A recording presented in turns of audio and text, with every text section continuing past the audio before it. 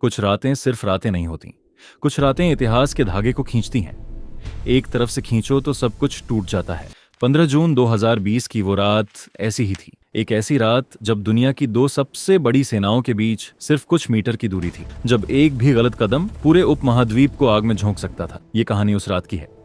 ये कहानी उन जवानों की है जो अंधेरे में चले, ठंड में खड़े रहे और अपनी जान देकर एक ऐसे तूफान को रोकने की कोशिश की जिसे दुनिया तब तक समझ भी नहीं पाई थी। लद्दाख, 14,000 फुट की ऊंचाई, जहां ऑक्सीजन कम होती है और हौसला ज्यादा होना पड़ता है। गलवान नदी, ये नाम सुन के आज भी रीढ़ की हड्डी में एक सनसनी दौड़ती है। ये नदी सिर्फ पानी नहीं है, ये एक सीमा है, एक गवाह है, और 2020 में ये एक रणभूमि बन गई, खून से रंगी हुई। लेकिन इस रणभूमि की पूरी कहानी जानने के लिए हमें कोई 1 महीने पीछे जाना होगा। अप्रैल 2020, जब पूरी दुनिया कोविड-19 की महामारी से तितर बितर थी, जब अस्पताल भर रहे थे, जब लोग घर के अंदर बंद थे, तब चीन ने कुछ ऐसा किया जो दुनिया की नजर से छुपा रहा। सैटेलाइट इमेजरी में वो दिखता था, लेकिन कोई देखना नहीं चाहता था। पीपल्स लिबरेशन आर्मी, पीएलए, ने लद्दाख के कई सेक्टर्स में अपनी चौकियां बढ़ाना शुरू कर दिया।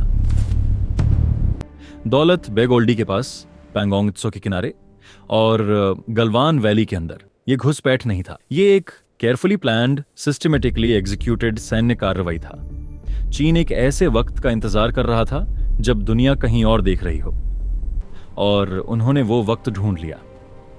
मई 2020 के पहले हफ्ते में भारतीय सेना के जवानों ने कुछ अनोखा देखा। गलवान नदी के किनारे, line on off actual control के करीब, पीएलए के तंबू, उपकरण और बकायदा खड़े जवान नजर आए। ये उनका इलाका नहीं था। भारत का दावा था और रहा भी था बरसों से, अब नहीं था। लेकिन यहां एक और पेज था, LAC, line on off actual control. ये कोई लकीर नहीं है जो जमीन पर खिंची हो, ये एक समझौता है, संवेदनशील, दशकों पुराना समझौता, और चीन ने उस खामोशी को तोड़ दिया था। यही तो सवाल था, यही वो सवाल है जिसका जवाब 15 जून की रात खून से लिखा गया। कर्नल संतोष बाबू, 16 बिहार रेजिमेंट के कमांडिंग ऑफिसर, एक ऐसे अफसर जिन्होंने अपनी पूरी करियर में ड्यूटी को सबसे ऊपर रखा। उनका आदेश था, पेट्रोल करो, वेरीफाई करो कि पीएलए ने डिसएंगेजमेंट एग्रीमेंट के तहत अपनी पोजीशंस छोड़ी हैं या नहीं। शाम ढल रही थी। गलवान वैली में रात बहुत जल्दी आती है और बहुत गहरी होती है। तारे तो दिखते हैं, लेकिन नीचे सिर्फ अंधेरा है। नदी का शोर, पत्थरों की खामोशी और बूट की आवाज। भारतीय जवानों के बूट, जो एक ऐसी सच्चाई को जानने चले थे जिसके लिए वो तैयार नहीं थे। जब पेट्रोल टीम गलवान नदी के संगम पर पहुंची, उन्होंने जो देखा वो डिसएंगेजमेंट नहीं था। पीएलए के तंबू अभी भी खड़े थे, जवान अभी भी मौजूद थे, कोई पीछे नहीं हटा था। ये अग्रीमेंट की खुली उल्लंघन थी। कर्नल बाबू ने कॉन्फ्रंटेशन की, शब्दों में नहीं, प्रोटोकॉल में। और फिर जैसे एक चिंगारी से जंगल सुलग जाता है, हिंसा शुरू हो गई। शून्य से नीचे तापमान में, अंधेरों में, पहाड़ी दर्रों में।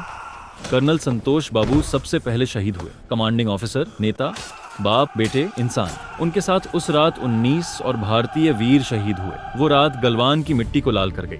खबर जब दिल्ली पहुंची तब घंटे बीत चुके थे।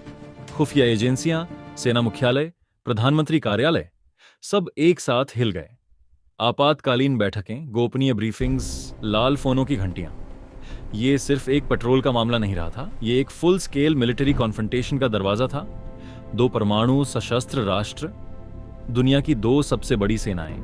ये स्थिति सिर्फ भारत चीन का मुद्दा नहीं था, ये पूरी दुनिया की भू राजनीतिक स्थिरता का मुद्दा था।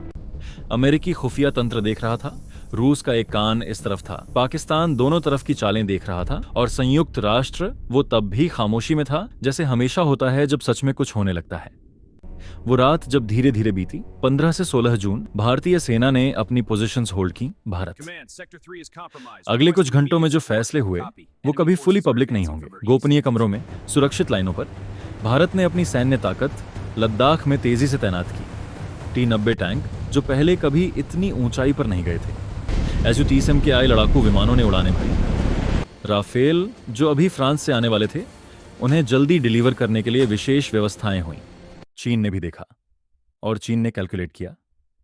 फिर पेट्रोलिंग अग्रीमेंट्स, फिर कभी कभी सामान्यीकरण की बात। लेकिन वो 20 नाम कर्नल संतोष बाबू हवलदार के, वो नाम इतिहास के पन्नों में लिखे जा चुके हैं।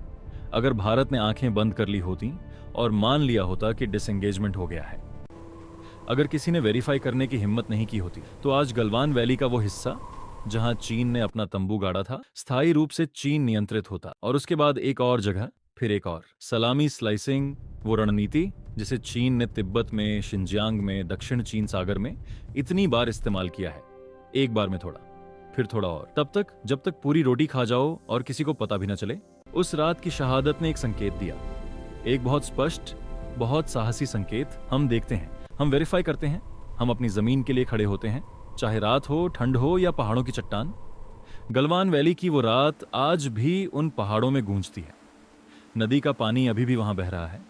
20 आवाजें जो अब खामोश हैं, लेकिन जिनकी खामोशी से भरी हुई एक आवाज आती है जो पूरी सीमा पर गूंज गूंज कर कहती है, हम थे, हम हैं, हम रहेंगे।